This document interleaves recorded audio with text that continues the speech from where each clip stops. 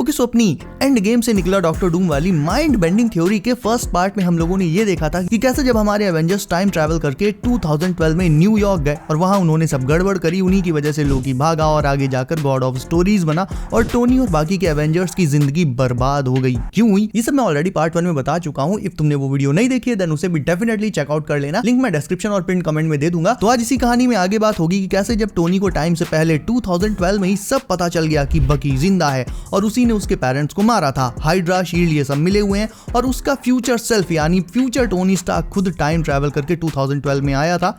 ये सब जानने के बाद जाहिर है 2012 वाला टोनी चुप तो बैठेगा नहीं, तो कैसे वो आगे डूम बना और लोकी और कैंग और मल्टीवर्स इन सब के बारे में अब वो कैसे जानता है यही बताने वाला हूँ आज। सो हेलो गाइस, मेरा नाम है Himanshu and you are watching the bus beam show. Okay, तो सबसे पहले कुछ लोग अभी भी जो ये समझते हैं कि टीवीए ने लोकी सीजन 1 एपिसोड 1 में 2012 वाली पूरी की पूरी टाइमलाइन ही उड़ा दी थी प्रून करके, उनके लिए एक स्पेशल मैसेज है। देखो मेरे दोस्त, ये तो तुम भी जानते हो कि एवेंजर्स का टाइम ट्रैवल करना ये पहले से तय था और टीवीए ने ये चीज खुद अलाउ करी थी कि एवेंजर्स टाइम ट्रैवल करेंगे। ओके, तो एवेंजर्स का फ्यूचर से पास्ट में आकर गड़बड़ करना ये तो अलाउड था और पहले से तय था। बस एक चीज जो अलाउड नहीं थी वो थी लोकी का टेसरैक्ट लेकर भागना। अब बहुत ध्यान से सुनना, टीवीए ने लोकी सीजन 1 एपिसोड 1 में लोकी को गोबी डेजर्ट से टेम्पो सहित उठा के रीसेट चार्ज वहां पर छोड़ा और टाइमलाइन रीसेट हो गई थी, राइट? बट कौन सी टाइमलाइन? पूरी 2012 वाली टाइमलाइन जिसमें एवेंजर्स टाइम ट्रैवल करके गए थे?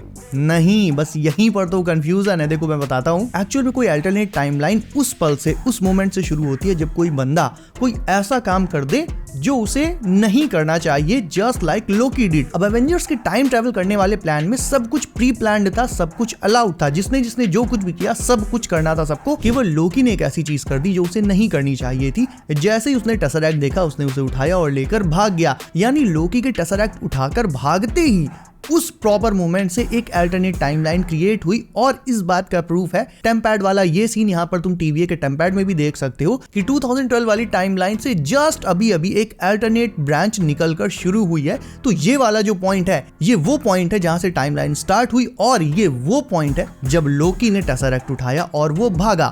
यानी जो नई टाइमलाइन शुरू हुई थी वो लोकी के टेसरैक्ट उठाकर भागने से शुरू हुई थी और इससे पहले कि वो टाइमलाइन आगे और बढ़ पाती, टीवीए को तुरंत इस बात का पता चला। वो आई और उसने लोकी को पकड़ लिया, टेसरैक्ट अपने कब्जे में ले लिया एंड रीसेट चार्ज वहां डालकर वो जो नई टाइमलाइन शुरू हुई थी जो कुछ ही मिनट्स की थी उसे प्रून कर दिया, ना कि पूरी 2012 वाली टाइमलाइन को प्रून कर दिया। तो भाई आई होप अब तुम्हारा ये कंफ्यूजन क्लियर हो गया होगा, क्योंकि खुद सोचो टीवीए तभी क्यों आई जब लोकी टेसरैक्ट लेकर भागा। पहले भी तो आ सकती थी ना, अगर 2012 वाली पूरी टाइमलाइन गलत थी उसे ही प्रून करना था, लेकिन नहीं, टीवी वाले तब आए जब लोकी भागा। इसका मतलब अल्टरनेट टाइमलाइन जो शुरू हुई थी वो लोकी के भागने से शुरू हुई थी, कुछ ही मिनट्स की थी। जैसे ही बस लोकी गोबी डेजर्ट में पहुंचा, बस थोड़ी आगे टाइमलाइन बढ़ पाई और टीवीए ने उसे रीसेट किया था, ना कि 2012 वाली पूरी टाइमलाइन को। तो ये कंफ्यूजन आई थिंक अब क्लियर हो गया होगा तुम्हें। अब बढ़ते हैं आगे। सो आ जाते हैं मेन टॉपिक पर। तो 2012 वाले टोनी को जब शील्ड, हाइड्रा, बकी और फ्यूचर वाले टोनी एंड स्टीव के बारे में पता चला होगा तो उसने इन सब पर डीप रिसर्च शुरू कर दी होगी। ये तो उसे पता चल ही गया था कि टाइम ट्रैवल पॉसिबल है, क्योंकि खुद उसने सीसीटीवी फुटेज में फ्यूचर टोनी स्टार्क और फ्यूचर स्टीव रॉजर्स को देख रखा होगा।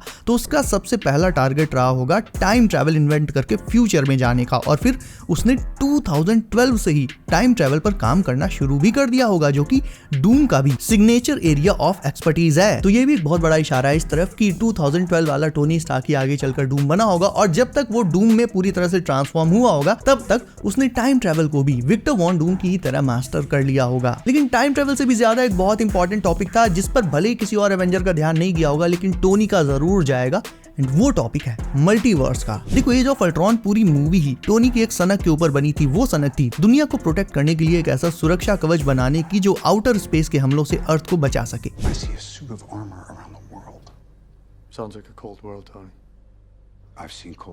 इसीलिए टोनी अल्ट्रॉन को बनाना चाहता था ताकि भविष्य में अगर स्पेस से न्यूयॉर्क की तरह फिर से हमला हो तो अल्ट्रॉन जैसा आर्मर उसकी दुनिया को प्रोटेक्ट करे। लेकिन अब सोचो जब टोनी को यह पता चला होगा कि लोकी टेसरैक्ट लेकर भागा है और कहां भागा है ये भी पता चल ही गया होगा, क्योंकि एवेंजर्स मूवी में ही ब्रूस और टोनी टेसरैक्ट की लोकेशन को ट्रैक कर रहे थे। क्योंकि अगर तुम्हें याद हो तो टेसरैक्ट से एक यूनिक गामा एनर्जी निकलती थी जिसे ब्रूस इजिली ट्रैक कर सकता था, और टोनी भी यानी लोकी टेसरैक्ट लेकर कहां गया ये जानना टोनी के बाएं हाथ का खेल बन चुका था। तो टेसरैक्ट को ट्रैक करते करते टोनी पहुंचा होगा गोबी डेजर्ट में। वहां पर जाकर फिर टेसरैक्ट का जो एनर्जी सिग्नेचर है वो गायब हो गया होगा, क्योंकि B-15 लोकी के साथ टेसरैक्ट को भी उठाकर अपने साथ ले गई थी। लेकिन जो बात टोनी को हिट करी होगी वो ये कि टेसरैक्ट का सिग्नल उसके पूरे यूनिवर्स में ही कहीं पर भी नहीं है, विच इज लिटरली इम्पॉसिबल। भाई कोई चीज खोई है तो कहीं ना कहीं तो एग्जिस्ट करती होगी ना, लेकिन फिर पूरे यूनिवर्स में ही टेसरैक्ट का कोई एनर्जी सिग्नेचर रहा नहीं होगा, यानी वो समझ गया होगा कि यहाँ कोई ना कोई तो गड़बड़ है। सेकंड थिंग इज दैट लोकी जब भागा था तो वहां पर उसने एक पोर्टल खोला था, और गोबी डेजर्ट में जब टीवी वाले आए थे तो वहां पर भी उनके आने से एनर्जी में कुछ तो एनोमलीज रही ही होंगी। तो इसी वजह से टोनी जब इन एनर्जी स्पाइक्स और एनोमलीज को स्टडी करेगा, इन पर रिसर्च करेगा, तब उसे पता चलेगा कि ये सब कुछ उसके यूनिवर्स की टेक थी ही नहीं, और टेसरैक्ट भी अब उसके यूनिवर्स के बियॉन्ड जा चुका है। ये सब कुछ टोनी डिस्कवर कर लेगा, और डेफिनेटली कर लेगा भाई। जब अगला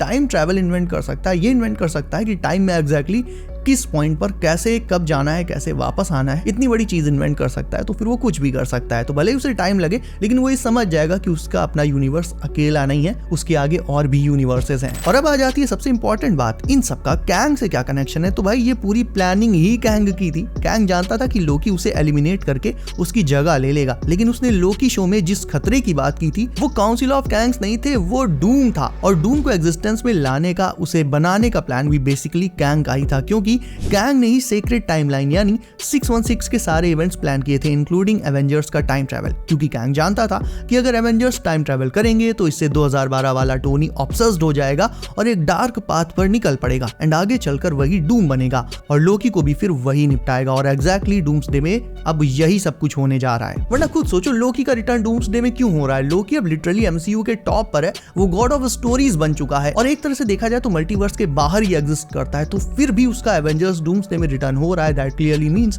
कि लोकी के साथ अब कुछ बहुत बुरा होने वाला है। तो एक तरह से तुम देखोगे तो डूम का अब आना जब कैंग नहीं रहा, ये एक तरह से कैंग का ही कंटिजेंसी प्लान हो सकता है, एक ऐसा प्लान जो कैंग ने ये सोचकर बनाया हो कि मेरे ना रहने के बाद अगर मेरी एब्सेंस में लोकी कुछ गड़बड़ करता है, थोड़ा अलग तरह से मल्टीवर्स को मैनेज करता है, तो ये प्लान फिर एक्टिव हो जाएगा। और एग्जैक्टली ऐसा ही हुआ, डूम एक्टिव होने वाला है और वो जाएगा और लोकी को हो सकता है मार दे या मे बी ना मारे, थ्रोन से सिर्फ हटा दे, मल्टीवर्स को डिस्ट्रॉय कर दे एंड बैटल वर्ल्ड बना ले, यानी सिर्फ एक सिंगल यूनिवर्स बना ले जिस पर सिर्फ वो राज करे। ऑलमोस्ट सेम चीज जो कैंग ने करी थी। कैंग सिर्फ सीक्रेट टाइमलाइन को चलने देता था, बाकी सबको एक तरह से सप्रेस करके रखता था ताकि कोई मल्टीवर्सल वॉर वाला बवाल हो ही ना, कोई बुरे वेरिएंट्स निकलकर सामने ना आए।